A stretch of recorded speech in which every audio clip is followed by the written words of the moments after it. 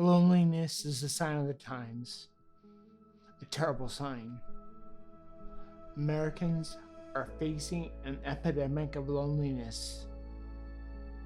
I've read that the Surgeon General said it was, quote, an underappreciated public health crisis that needs to be brought to light.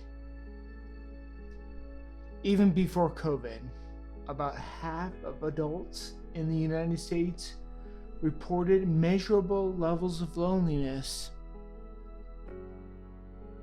At the same time, the emotional toll of living with multiple sclerosis can contribute to loneliness even further. Dealing with the changes and uncertainties of the disease can lead us to sadness, frustration, and depression. But you know me, I'm all about real, lasting solutions. I want to tell you my story. Hey, it's Steve. Being alone is a physical state of solitude. It doesn't have an emotional connection. Being introverted like me, I've always gravitated to it since childhood. I have my deepest realizations when I'm lost in my own head.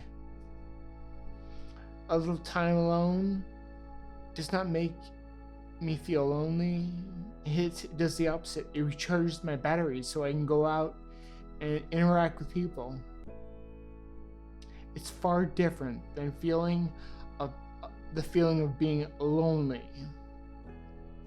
Being lonely, on the other hand, is an emotional state where you feel disconnected from others, even when they might be right next to you. It's a state of existence that garners so many negative associations in our world. I used to think I was immune from feeling lonely. That is, until I was diagnosed with MS. I quickly learned my MS wasn't fatal, but I was told by my doctors to expect my life never to be the same. But I was young. I shrugged my shoulders and thought, well, that'll be in the future, far off in the future. I was immune, right? I had great close friends like Garrett and Sean and Ellie, my girlfriend.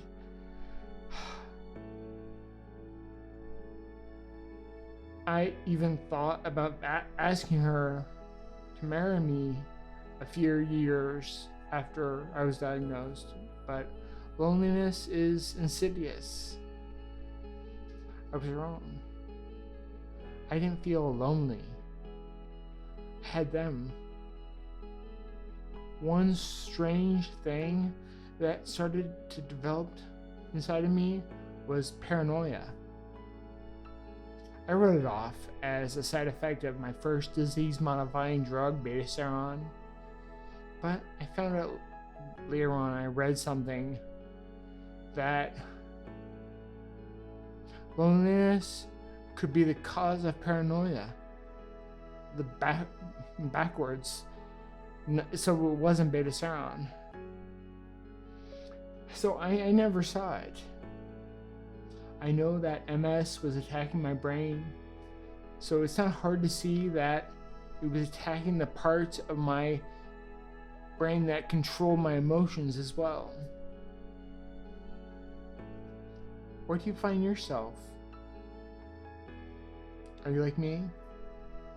Now, no matter how much support surrounds you, there is a deep fear inside of you. I was scared of the future.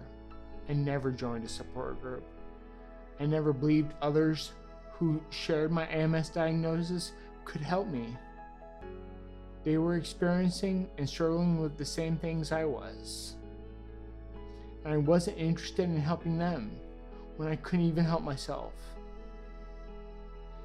started to believe that I had no control over what MS would do to me. And that's when my darkest period hit. During those dark years, I worried all I could do was accept my fate and just give up on life, give up on trying.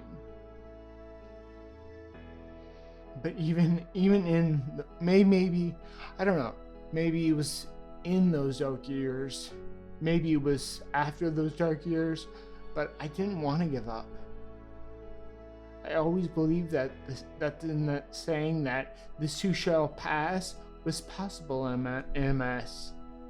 But MS was too big to understand at the time. It took me years before I was able to unravel the mystery of it. One of the greatest things I've been able to do is take back control of my life. And I realize now control is what I lacked and what I really needed. I'm not going to recommend things to you like carefully analyze your thoughts and start by disrupting those negative thoughts when you become aware of your feelings. That's a lot of psychological talk that doesn't create change in someone with a disease who wants to not feel lonely. It takes more. I read somewhere we all have our own value systems. Change your value system. It's what's needed. I changed mine and incorporated weightlifting into my life. Specifically wave loading. There are many good reasons. And I maintain an entire playlist here on YouTube. While weightlifting is intimately tied to remyelination, it is also tied to cognitive function, which includes loneliness. Live out your new values and set them in stone. Face it. You cannot change the outcome of MS until you live differently. But that control that I've taken from MS it's not magical. In the end, I had to become a newer, better version of myself. And I had to lift a lot of weight. I became newer and better. So much better than that 23-year-old version of myself would even recognize. Weightlifting is a part of MS recovery, not all of it. What's needed are all the essential elements to recover from multiple sclerosis the way I have, but they also provide control and a sense of achievement, which leads to prolonged happiness. Isn't that what you're looking for? It's what I was looking for. And now that I've achieved that happiness, I'm immune from loneliness. It grows and amplifies over time. I've said it before and I will forever say it. I feel my myelin being restored. It sometimes seems like the world is crumbling around us, but hasn't it always seemed that way throughout human history? It's impossible to see the future, and I think that's why so many of us are scared of the future. So instead of worrying about what you can't control, I shrugged my shoulders and it just ended up smiling, just bathing in the happiness. I can only control this little bubble that surrounds me.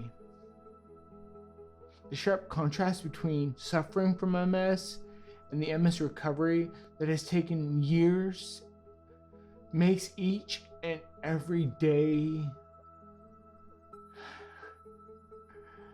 the best days of my life. Does your MS make you feel lonely? Do you not have MS but you still feel lonely? Are you interested in changing your values now? As for loneliness, feeling connected and under control, irrespective of whether you are an introvert like me or an extrovert, is a fundamental human need. Thanks for watching. Until the next one.